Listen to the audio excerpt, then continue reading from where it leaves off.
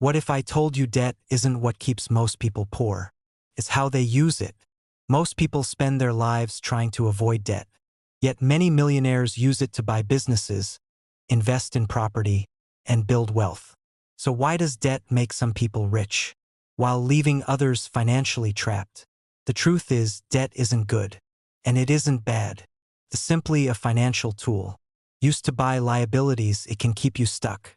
Used to buy income-producing assets, it can help build long-term wealth. In this video, we'll break down the difference between good debt and bad debt, explain how leverage works, reveal how millionaires use debt to build wealth, and share the key questions you should ask before borrowing. Let's get started. So, what exactly is debt? Most people hear the word debt and immediately think of stress, overdue bills, or financial problems. But debt itself isn't the problem. Debt is simply borrowed money. That's it.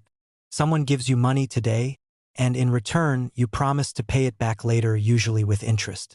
Think of it like borrowing a tool from your neighbor. You use it today and return it later. The difference with money is that the lender charges you for borrowing it. That's called interest. Now here's the interesting part. The bank doesn't actually care what you use the money for. You could borrow $300,000 to buy a rental property, or $300,000 to buy a Lamborghini. The loan is almost identical. The interest is similar. The paperwork is nearly the same. But the outcome couldn't be more different. One purchase could generate income every single month. The other starts losing value the moment you drive it away. That's why debt itself isn't good or bad. Debt is simply a financial tool. Just like a hammer can build a house or smash a window, the tool isn't the problem. It's how you use it. The people who become wealthy understand this simple idea. They don't ask, should I avoid debt? They ask, will this debt help me build wealth or destroy it? Because in the end, debt doesn't determine your future. Your decisions do. Now let's talk about the type of debt that keeps millions of people trapped. Bad debt. Bad debt is money you borrow to buy things that lose value and don't put money back into your pocket. Imagine this. You walk into a dealership and finance a brand new luxury sports car. Feels amazing. The smell of the leather, the shiny paint, the excitement of driving it home. But the moment you leave the dealership, the car starts losing value. Yet your monthly loan payments stay exactly the same. Now imagine doing the same thing with designer clothes, the latest smartphone, luxury watches, or expensive holidays. They're exciting in the moment, but once the excitement fades, the debt remains. And that's the problem. Bad debt gives you short-term happiness in exchange for long-term financial pressure. Every month, your income goes toward paying for things that aren't making you any money. Instead of building wealth, you're financing a lifestyle. And many people fall into this trap because debt makes expensive things feel affordable. A $2,000 phone suddenly becomes only $55 a month. A $70,000 car becomes just $850 a month. A luxury holiday becomes pay over 48 months. The monthly payment seems small, but over time, these payments stack on top of each other. Before you know it, a large portion of your paycheck is already spoken for before you even buy groceries. This is exactly how consumer debt grows. You're not buying freedom. You're buying future obligations. Now, there's nothing wrong with enjoying nice things if you can comfortably afford them. The danger comes when you're borrowing money for things that lose value while creating no income to help repay the loan. That's the difference between spending to impress and investing to grow. Bad debt doesn't just cost you money today. It steals opportunities tomorrow. Because every pound spent paying interest on consumer debt is a pound that could have been invested in something that builds wealth.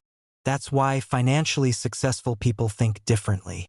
Before borrowing money, they ask one simple question: will this purchase make me money or cost me money? If the answer is cost me money, they usually think twice.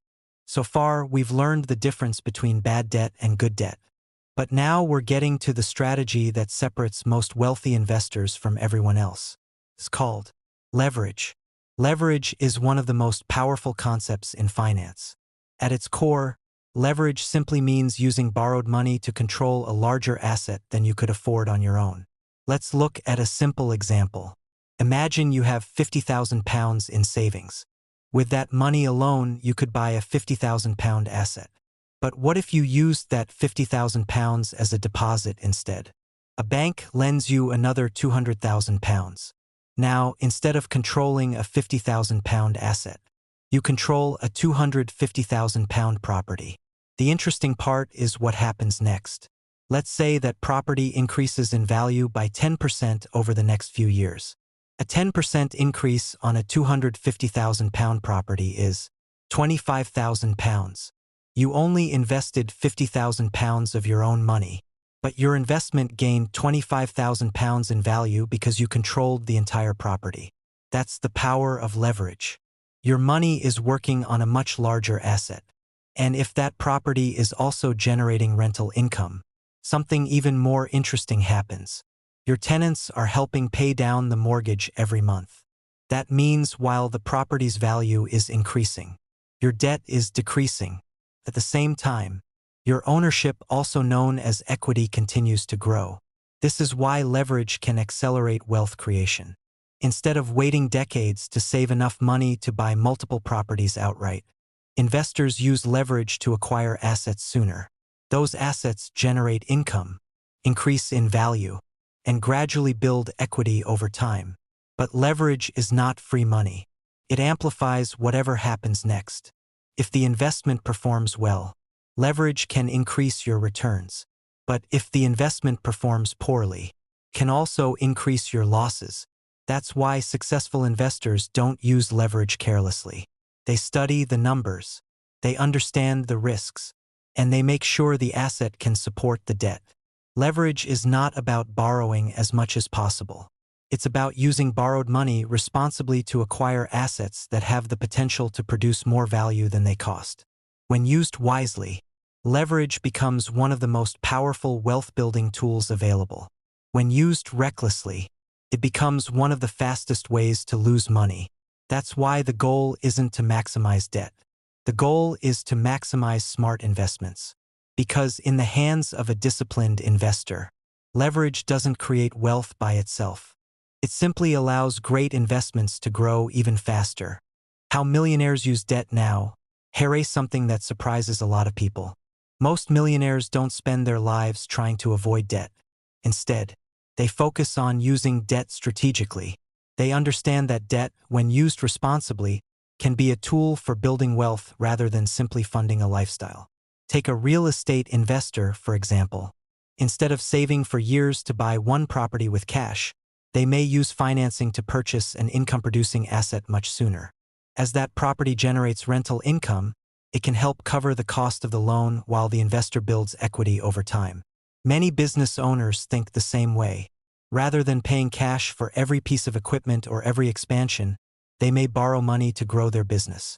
If that investment helps the business generate more revenue than the cost of the loan, the debt has served a productive purpose. Even some of the world's largest companies use debt. Businesses often borrow to build new factories, open new locations, invest in technology, or fund research and development. The goal isn't simply to borrow. The goal is to invest in projects that create more value than the money they cost. That's an important distinction. Wealthy people don't borrow because they enjoy being in debt. They borrow because they believe the asset they're buying has the potential to produce income, increase in value, or grow their business. In other words, they use debt to acquire assets, not liabilities. But there's another important lesson. Successful investors don't say yes to every loan. They carefully analyze the opportunity before they borrow.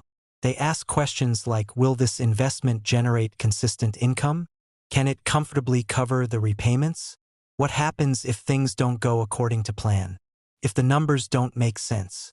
They walk away, because the wealthiest investors understand that discipline is often more valuable than opportunity.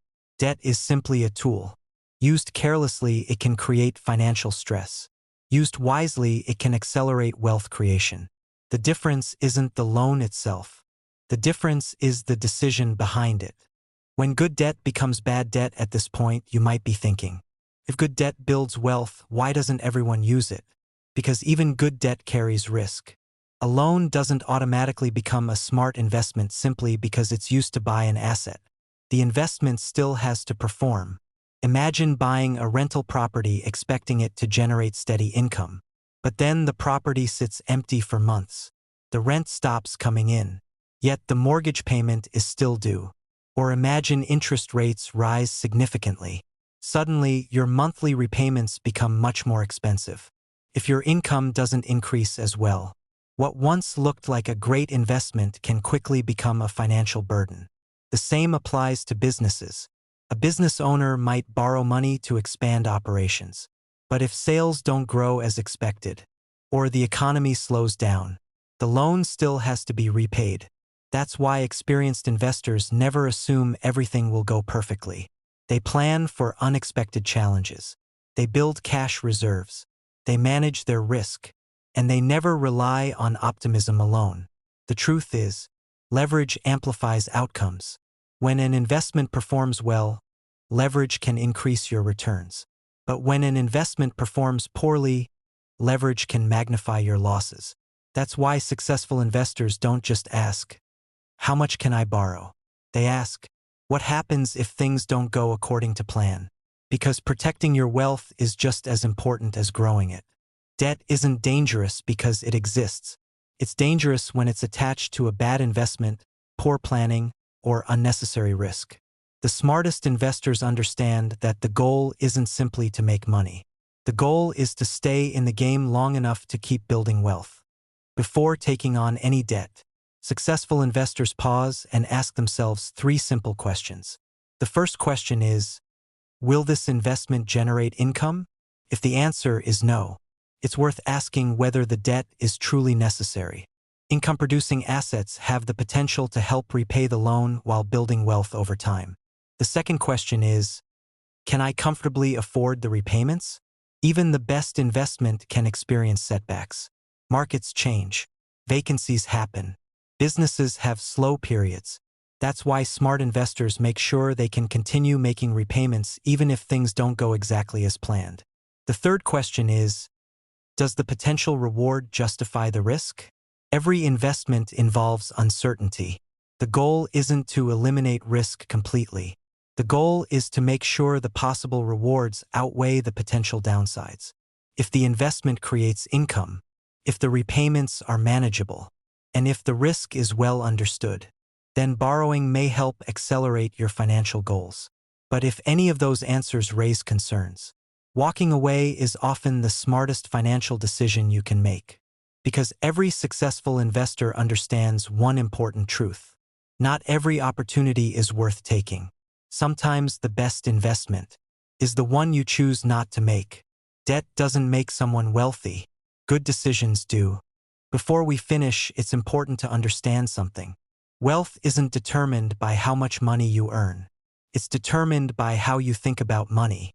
One of the biggest differences between wealthy investors and the average person isn't intelligence. It's mindset. When many people receive extra income, their first thought is, what can I buy? A wealthy investor is more likely to ask, what can I own? One question leads to consumption. The other leads to ownership. The average person often sees a pay rise as an opportunity to upgrade their lifestyle. A bigger car, a more expensive holiday, or a larger home. Investors often see that same pay rise as an opportunity to acquire another income-producing asset. Because they understand something most people overlook. Luxury costs money. Assets can make money. That doesn't mean wealthy people never buy nice things. They do. But many of them buy assets first, and let those assets pay for the lifestyle later. Their focus isn't on looking rich. It's on becoming financially secure. They understand the difference between spending money and putting money to work. Every pound invested into a productive asset has the potential to generate more income in the future. Every unnecessary liability usually requires more money to maintain. That's why successful investors think long-term. Instead of asking, can I afford this today? They ask, will this help me build wealth tomorrow? Over time, those small decisions compound. One choice builds liabilities. The other builds assets. One creates financial pressure. The other creates financial freedom. In the end, your financial future isn't shaped by a single decision. It's shaped by the habits and choices you make over and over again. Because becoming wealthy isn't about thinking differently once. It's about thinking differently every single day. So, does debt make you rich? The answer is, not by itself. Debt is neither good nor bad. It's simply a financial tool. In the wrong hands, can create stress, overwhelm, and years of financial struggle. In the right hands, can help build businesses, acquire valuable assets, generate cash flow, and accelerate long-term wealth. The difference isn't the loan. The difference is how it's used. Throughout this video, we've seen the difference between bad debt and good debt. How leverage allows investors to control larger assets. Why successful people borrow strategically. When good debt can become dangerous. And the questions every investor should ask before borrowing. The goal isn't to avoid debt at all costs. The goal is to understand it. Because knowledge is what turns financial tools into financial opportunities. If there's one lesson to take away from this video, let it be this: don't borrow money to impress people. Borrow responsibly to build assets that have the potential to improve your financial future. That's how many wealthy investors think. And it's a mindset anyone can begin developing. If you found this video valuable, consider leaving a like and subscribing for more content on investing, personal finance, and building long-term wealth. Thanks for watching, and I'll see you in the next video. Remember, wealth is built through progress. Keep progressing, progressors.